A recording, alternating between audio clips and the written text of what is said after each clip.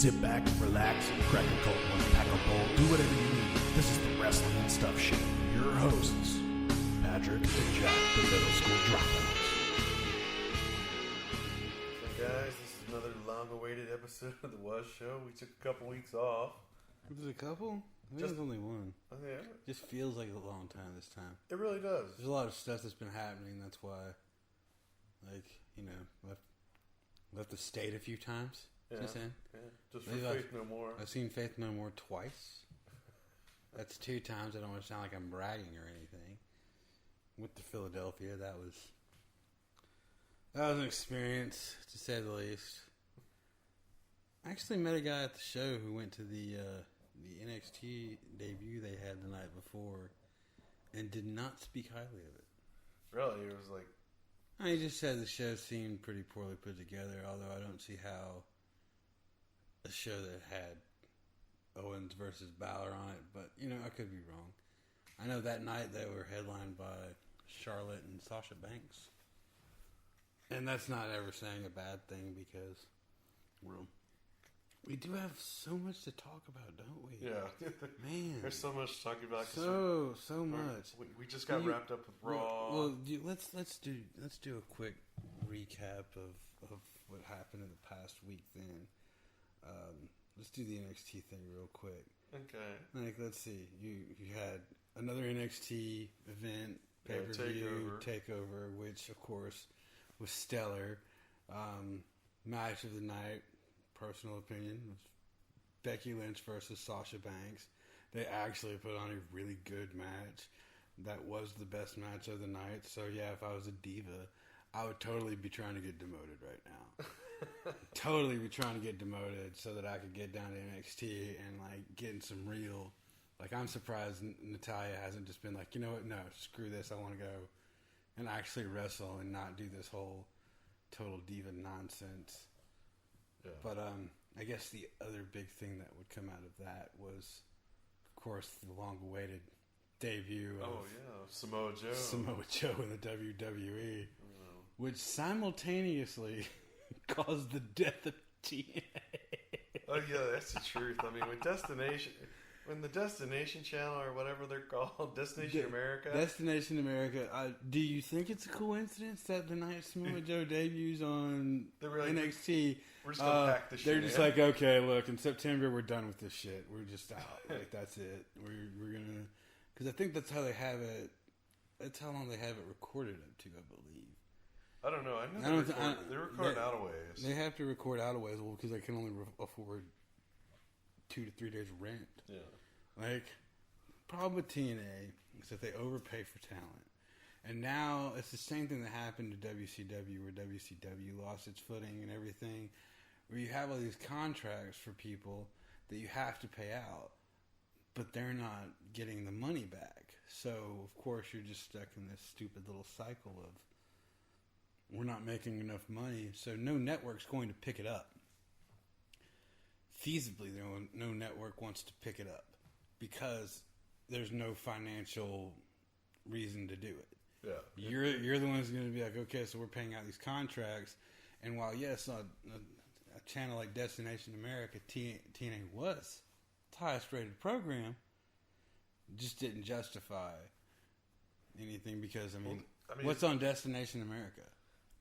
I've got no clue other than probably travel shows. Yeah, I've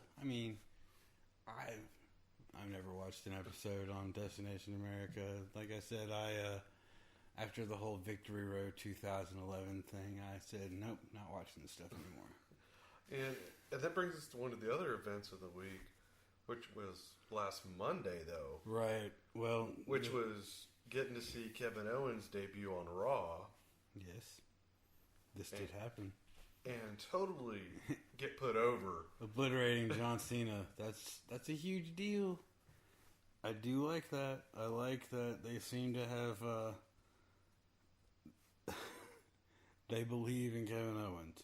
Yeah, apparently they do. I mean, because it happened again tonight, on Raw. Well, you know that they had that because, of course, with them doing their second event this month, which I think is a makeup for Payback being kind of a me show. So they're doing the Elimination Chamber thing. Or do you really think it's because when they added Fastlane and they said they got rid of Elimination Chamber, people were like, "Oh man, why are you getting rid of Elimination Chamber?" Well, the thing with them having their own network now is they can kind of do whatever they want in terms of putting on programming. I don't know. Maybe they'll actually go back to like a Survivor Series format. Well, I've teams of 4. Man, I've got a whole idea for that. A whole idea would be awesome for that, but that's just me. I'm a dreamer. Yeah, and upcoming we got the Elimination Chamber this Sunday, which is only on the WWE Network. Exclusively. Yeah. Which is still free this month, so... Yeah, you Moes need to get on and get it if you don't got it. Because, yeah, they're gonna... You get to see Kevin Owens versus John Cena.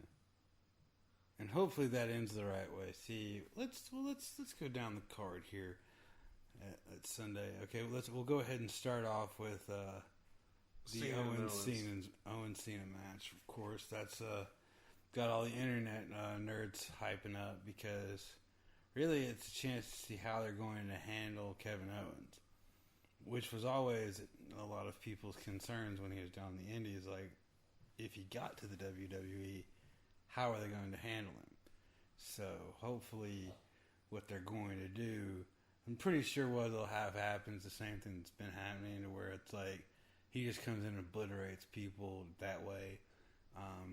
You don't have someone like Cena doesn't have to like get pinned by him, but like, you know, Kevin Owens just basically power bombs into all like what he did to Sami Zayn in that kind of fashion. But at the same time, you can tell they're trying to hitch their wagons to him, like feuding with Samoa Joe on his first big feud coming in. So, yeah. I mean, clearly they have faith in Kevin Owens. I mean, they're booking 2 storylines around him. 2 huge storylines. Because while to, you know, people outside of wrestling, him feuding with John Cena, that's a pretty huge deal. To people who know wrestling, him feuding with Samoa Joe, Jesus, wow. It isn't even bigger. Most definitely. Yeah, that's a sense of excitement that wrestling nerds don't get very often. One of the other matches is you know, Elimination Chamber. They decided to do it real wonky and do all different formats. The women's championship is a triple threat match. Well, I think that was them just trying to throw Paige into the mix without completely throwing Cameron out. Yeah. Because, I don't know, I just really don't want to bellow with the belt anymore. Yeah, and that's what we were talking about earlier. I mean, because it's Nikki Bella versus Paige versus Naomi. So you kind of like... Because here's the thing, you know, I'm not like sure how the Bellas are as human beings, but as wrestlers, they're not as good as some of the other people out there. And really, it goes to show the amount of talent that a lot of the other people have, and that they can go out there and put on these matches with the Bellas, and they're actually watchable, which, you know, that's always unexpected, because for years they were terrible, and now they're tolerable. Yeah, it did not go up to any grand right, scale. Yeah, it's not like the whole what happened with Trish Stratus, where you had this girl come in and, you know, she was naturally athletic and picked it up real quickly and ended up becoming one of the best. But this is about an 8-year thing now with them? Well, because they don't have anything else better to do. They've tried to leave twice. And then it's like kind of because John Cena needs his roadhead, just whatever, man. You heard it here? Well, you didn't hear it here first. I'm sure it's been going around for a while. Please, they put on Vine videos together. The one they put out last week was actually pretty funny. Oh, yeah. I know the Disney one, I was just like, I didn't want to laugh at it, but I chuckled. It's kind of like those roast on Comedy Central. I don't want to watch them because I know I'll laugh because it's funny to hear people rag on people. I just, I don't know. Got better ways to waste my time. Next thing is an Elimination Chamber tag team match, which is nuts. I mean, You got the New Day, the Champs, Lost Matadors, the Primetime Players, Brass Ring Club, the Ascension, and Lucha Dragons. That's gonna be okay. Predictions. Here we go. Tyson Kidd jumps off of something. Kalisto jumps off of something. Like, I'm pretty sure Kalisto may actually like spider climb all the way up to the top. I think anybody with a mask is going to jump off triple flips. It's going to get weird at some point. I think El Torito will be thrown around in the mix somehow. Here, my question is, do all three of the New Day get to participate, or is it going to be like a Freebird thing? I think it's going to be a Freebird rule, so it'll like be two in, one out. Yeah. So it'll be Big E and somebody else. Big E's pretty much the Terry Gordy of that group. You know, he's the hoss they all hitch their wagon to, and then Xavier Woods is totally Michael P.S. Hayes. Oh yeah. And Kofi Kingston is whoever else they keep. He was whoever else was in the group that week. He's like, yeah, whatever. It's going to alternate between him and R-Truth and whatever other. And then there's another, Elimination Chamber match with the Intercontinental Championship. That'll be fun. That is going to be nuts. I mean, you got King Barrett, R-Truth, Ryback, Sheamus, Rusev, and Dolph Ziggler. Lots of spots. I don't know, man. There's a lot of, I don't like, just not a Ryback guy. I think this is the one that's going to give you the drama on who has the last spot. Well, yeah, that too. But I mean, honestly, this is the one match other than I think Rusev's probably going to win. This is my because they're going to do some kind of thing where like Lana's just been playing everybody the whole time, yada yada.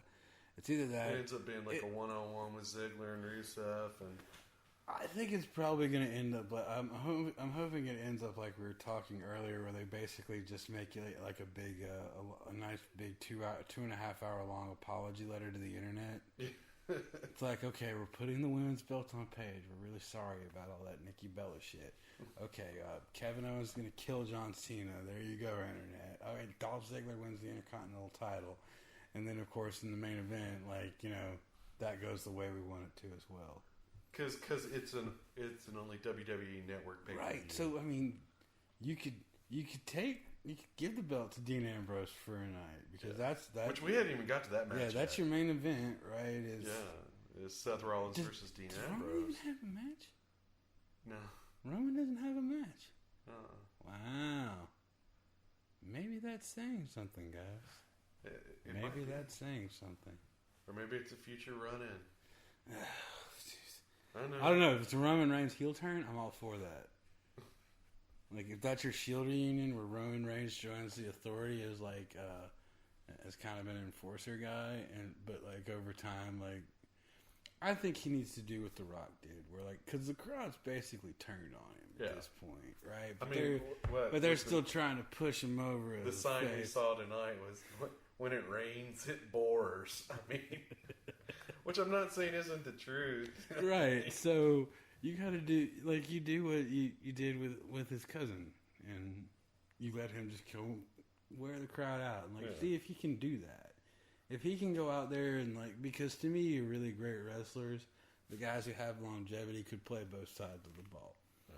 Randy Savage could play both sides of the ball. Hulk Hogan could even play both sides of the ball. No.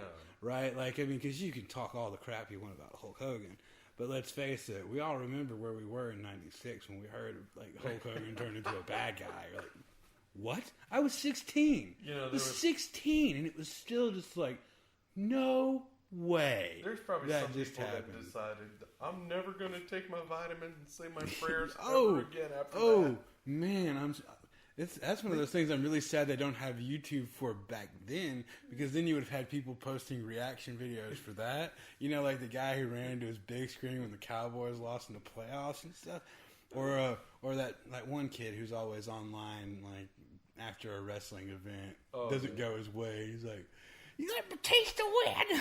He trashes his entire DVD collection. Breaks the TV. Going through the house.